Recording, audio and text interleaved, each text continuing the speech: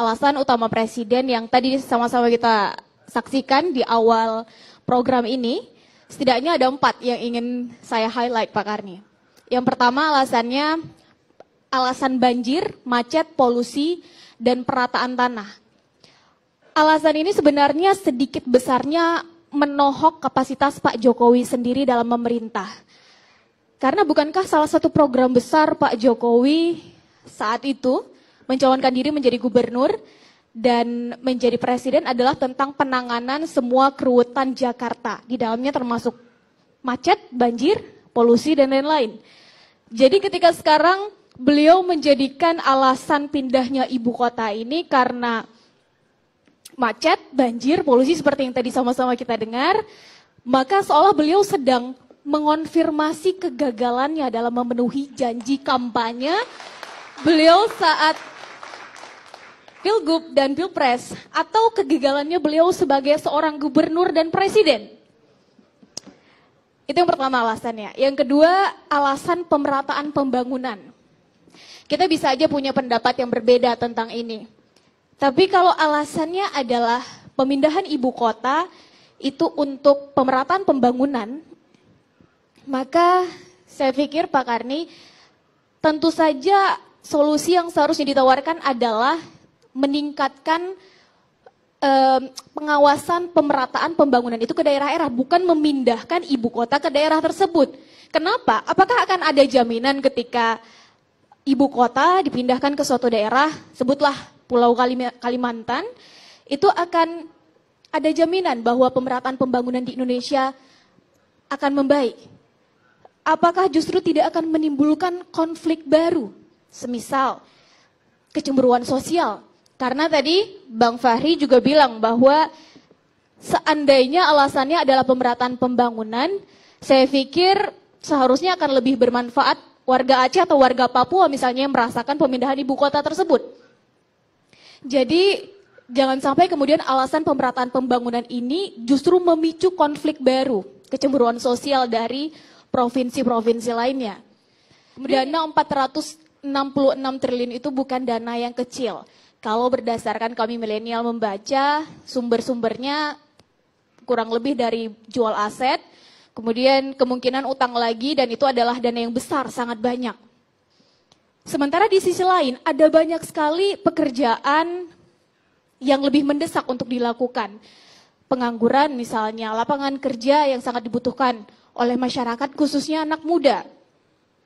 Kemudian pembayaran BPJS, BUMN strategis yang kini terancam bangkrut karena terlilit hutang. Sebutlah Garuda, PLN, Krakatau Steel, dan lain-lain. Sehingga jangan sampai pemindahan ibu kota ini mengenyampingkan sesuatu yang justru seharusnya diutamakan, diprioritaskan. Bahwa kita tidak sedang dalam baik-baik saja kondisi keuangan negara kita. Kita tahu tahun 2019 ini diperkirakan hutang Indonesia mencapai 275 triliun. Itu baru hutang bunganya saja, belum pokoknya. Dan ini 2 kali lipat bunganya dibandingkan tahun Pak SBY, akhir zaman Pak SBY. Yang artinya Pak Jokowi dalam 5 tahun ini berhutang sangat banyak. Yang kalau kita kalkulasikan, ini mendekati 1 hari 1 triliun jika ini terus bertambah dan bertambah. Bayangkan teman-teman, 1 hari bangsa Indonesia membayar bunga utang 1 triliun, itu kan akan sangat bermanfaat ketika 1 triliun uang segitu dialokasikan kepada kesehatan, pendidikan, kepastian kesejahteraan honorer, dan lain-lain yang sifatnya jauh lebih diuntungkan masyarakat atas kebijakan-kebijakan tersebut. Sungguh indah burung yang terbang, hinggaplah ia di atas batu. Kalau ucap pemimpin tak lagi bisa kita pegang, kepada siapa kita harus mengadu? Bilang kayak gitu, ada cerita menarik saat Sherly masih di Aceh. Jadi Sherly lahir dan besar di Aceh. Ketika SMA, Sherly berkeinginan untuk kuliah ke Jawa saat itu. Sudah berdiskusi dengan kedua orang tua, sempat ada kendala dana dan lain-lain. Kemudian dengan alasan bahwa Sherly perempuan, jadi tidak usah kuliah jauh-jauh. Akhirnya dapatlah kesepakatan kalau Sherly bisa menguliahi diri sendiri dengan biaya yang tidak memberatkan orang tua itu diperbolehkan.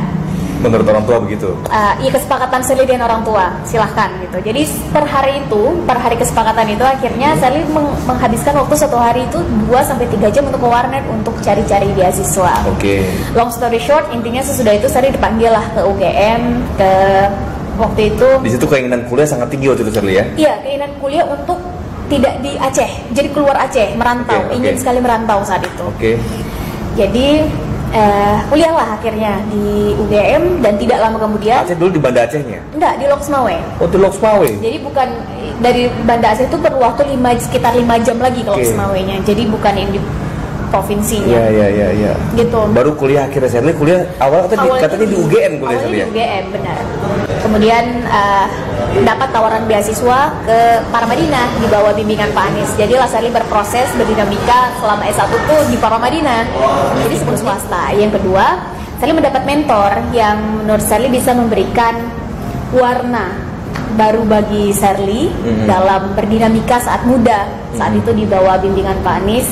Dan di Jakarta yang kita tahu Pak Anies langsung? Pak Anies salah satu. Waktu itu beliau masih rektor ya? Waktu itu beliau masih mengajar HI. Masih ngajar? Belum jadi rektor? Sudah rektor, tapi masih mengajar sesekali di HI.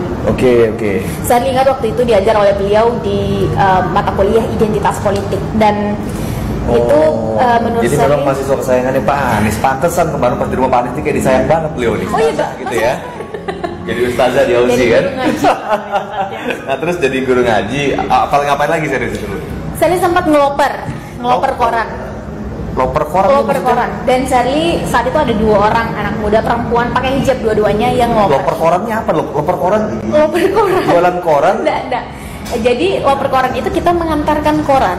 Oh, tukang nganterin koran, loper koran. Tukang ngantar koran di Australia. Oke. Tapi bukan pakai sepeda, pakai mobil. Oke. Nah, jadi saya jam 4 pagi itu saya udah mulai gerak dan jam 6:30 udah harus selesai. Oke. Saat itu banyak yang bilang bahwa Sally ngapain lagi sih kamu ngeloper koran, kan kamu udah dapat beasiswa. Itu bukan hanya cukup untuk membiayai hidupmu di sana, bahkan kamu bisa menabung darinya. Oke. Dapat berapa dari loper koran itu, Sir? Lumayan, per minggunya bisa dapat $400, 400 sampai $500, yang $1 itu 10.000. Oke. Karena Australia, ya kali 4. Oh. Dan Sally ibaratnya pagi sesudah subuh ya, daripada kita tidur lagi atau ngapain, jalan-jalan aja kan naik mobil. Jadi kayak main bom-bom kar gitu, Mas. Oke. Nggak, ini kan misalnya wanita jadi loper koran di negara orang tua. Awalnya sempat diragukan. Jadi ya udah kamu saya coba kasih kepercayaan ini selama beberapa hari, dites lah gitu. Dan waktu itu saya stres banget karena tes buat jadi loper koran gitu ya. Tes buat jadi loper koran karena kan ada waktu jam 6.30 udah harus selesai. Yang harusnya selesai dalam 2,5 jam, saya menyelesaikan dalam waktu 6 jam. Jadi selesai jam 9, jam 10. Orang bule kan baca koran pagi-pagi sambil sarapan. Jam 10 mereka nyari sudah pergi kantor. Akhirnya kan ditelepon lah ke kantor pusat. Ini koran saya kok baru nyampe jam 9, jam 10. Dicek, di track. Wah, Sally nih, dia telat nih. Termotivasi loh, kalau gitu saya harus bangun lebih pagi. Sampai akhirnya saya hafal jalan. Oh, habis dari sini pasti belok ke sini. Sehingga sampai udah setiap hari begitu ya? Kita kan tiap hari, setiap hal yang diulang-ulang terus jadi kebiasaan. Dan kita ingat gitu di alam bawah sadar kita. Sehingga dengan jalan-jalan Australia yang menjadi wilayah itu udah Sally tahu abis ini belok ke sana ada jalan kerjanya bagus gitu. Nah, kalau kita balik lagi ke belakang Sally ya. Dulu Sally pernah juga menang Pildacil kalau nggak salah, apa namanya? Dai cilik gitu ya? Pas waktu masih SMP ya, masuk finalis di Pildacil. Di situ Sally berdakwah lah, dai.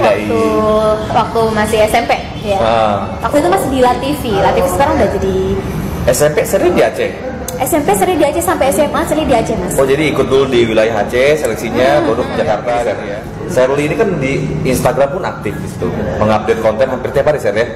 Dulu hampir tiap hari, sekarang udah agak berkurang. Kebanyakan over ya makanya.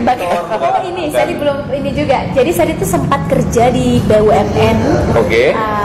nggak usah disebut lah mana. Oke, anak perusahaan atau BUMN? Ya intinya itu udah media lah. BUMN murni atau anak perusahaan? Murni. Murni ya? Oh nggak bisa nyalon wakil presiden, kalau Baik. kan boleh ya. Politik tuh apa sih? Apa perlu anak milenial itu berpolitik? Mulai panas nih. Kenapa harus tahu? Karena bagi Sherly anak muda itu pada akhirnya nanti dia akan terlibat berkontribusi dalam hal apapun untuk bangsa dan negaranya.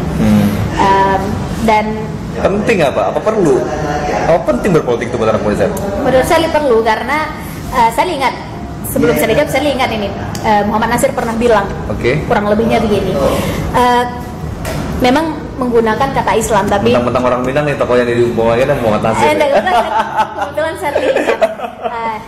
Jadi dia bilang kalau Islam beribadah kita biarkan saja.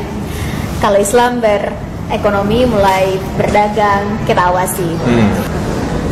Tapi kalau Islam berpolitik kita cabut sampai ke akar-akarnya. Ini waktu Sherly masih S1. Ini menancap betul dalam hati Sherly.